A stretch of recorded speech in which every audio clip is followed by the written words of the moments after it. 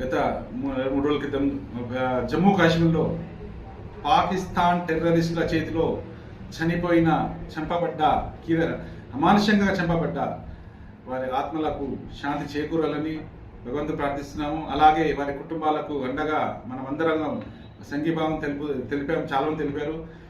ఈ వీడియో తీయడానికి ముఖ్య కారణం ఏంటంటే ఒక్కొక్కరు ఒక్కొక్క విధంగా మాట్లాడుతున్నారు. మన భారతదేశంలో జరిగిన ఈ దాడిని మనమందరం ఐక్యతగా ఉండి ఖండించాలి. పాకిస్తాన్ వాళ్ళు మంత్రులు వాళ్ళు ఎలా వీడియోలు తీస్తే పంపిస్తున్నారు, సోషల్ మీడియా చూసలేరా? తెచ్చుకోవాలి అందరు, ప్రతి ఒక్కరు కూడా. మనమందరం ఐక్యతంగా ఉండాలి, ఉండి ఈ యొక్క దాడులు ఖండించాలా. మోడీకి మనం అందరం మద్దతుగా ఉండాలి. భారత ప్రభుత్వానికి మనం అందరిగా ఉండాలి.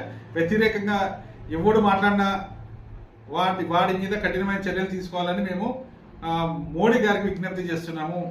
రాజకీయాలు పక్క పెట్టండి. ఈ దాడుల గురించి రాజకీయాలు పక్క పెట్టి మనం అందరం ఐక్యంగా ఉండి పాకిస్తాన్ జిందాబాద్ అనే వాడిని తరిమి కొట్టాలి, బట్టలు విడిచి కొట్టాలి, భారతదేశం నుంచి తరిమి వేయాలి. అప్పట్లో కృష్ణమోహన్ రాజశంకర్.